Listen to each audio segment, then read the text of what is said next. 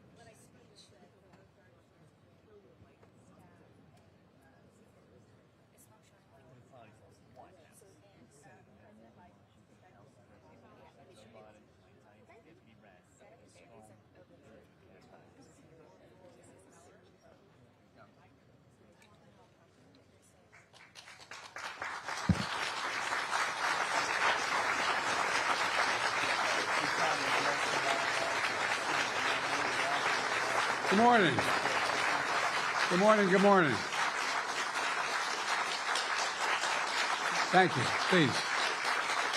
Thank you. Good to see this cabinet and the staff together here. Thank you.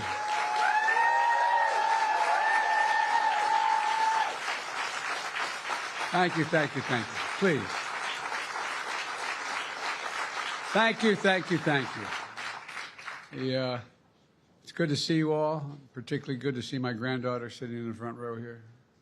Hi, Finn. How are you, honey? For over 200 years, America has carried on the greatest experiment in self-government in the history of the world. And that's not hyperbole. That's a fact. We're the people. The people vote and choose their own leaders, and they do it peacefully. And we're in a democracy. The will of the people always prevails. Yesterday, I spoke with President-elect Trump to congratulate him on his victory. And I assured him that I'd direct my entire administration to work with his team to ensure a peaceful and orderly transition. That's what the American people deserve. Yesterday, I also spoke with Vice President Harris. She's been a partner and a public servant. She ran an inspiring campaign, and everyone got to see something that I learned early on to respect so much, her character. She has a backbone like a ramrod. She has great character, true character. She gave her whole heart and effort, and she and her entire team should be proud of the campaign they ran. You know, the struggle for the soul of America, since our very founding, has always been an ongoing debate and still vital today. I know for some people, it's a time for victory, to state the obvious. For others, it's a time of loss. Campaigns are contests of competing visions. The country chooses one or the other. We accept the choice the country made. I've said many times, you can't love your country only when you win. You can't love your neighbor only when you agree. Something I hope we can do, no matter who you voted for, is see each other not as adversaries, but as fellow Americans. Bring down the temperature. I also hope we can lay to rest the question about the integrity of the American electoral system. It is honest, it is fair, and it is transparent. And it can be trusted, win or lose. I also hope we can restore the respect for all our election workers who busted their necks and took risks at the outset. We should thank them. Thank them for staffing voting sites, counting the votes, protecting the very integrity of the election. Many of them are volunteers who do it simply out of love for their country. And as they did their duty as citizens, I will do my duty as president. I'll fulfill my oath, and I will honor the Constitution. On January 20th, we'll have a peaceful transfer of power here in America. To all our incredible staff, supporters, cabinet members, all the people who have been hanging out with me for the last 4 years, God love you, as my mother would say. Thank you so much. You put so much into the past 4 years. I know it's a difficult time. You're hurting. I hear you and I see you. But don't forget all that we accomplished. It's been a historic presidency. Not because I'm president, because what we've done, what you've done. A presidency for all Americans. Much of the work we've done is already being felt by the American people, but the vast majority of it will not be felt over the next 10 years. We have legislation we passed that's just only now just really kicking in. We're going to see over $1 trillion worth of infrastructure work done, changing people's lives in rural communities and communities that are in real difficulty because it takes time to get it done. And so much more it's going to take time, but it's there. The road ahead is clear, assuming we sustain it. There's so much we can get done and will get done. based on the way the legislation was passed. And it's truly historic. You know, we're leaving behind the strongest economy in the world. I know people are still hurting, but things are changing rapidly. Together, we've changed America for the better. Now we have 74 days to finish the term, our term. Let's make every day count. That's the responsibility we have to the American people. Look, folks, you all know it in your lives. Setbacks are unavoidable, but giving up is unforgivable. Setbacks are unavoidable, but giving up is unforgivable.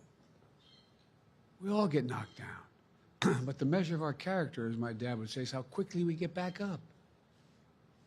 Remember, a defeat does not mean we are defeated. We lost this battle. The America of your dreams is calling for you to get back up. That's the story of America for over 240 years and counting. It's a story for all of us, not just some of us. The American experiment endures. We're going to be okay, but we need to stay engaged. We need to keep going. And above all, we need to keep the faith. I'm so proud to have worked with all of you. I really mean it. I sincerely mean it. God bless you all. God bless America. And may God protect our troops. Thank you, thank you, thank you.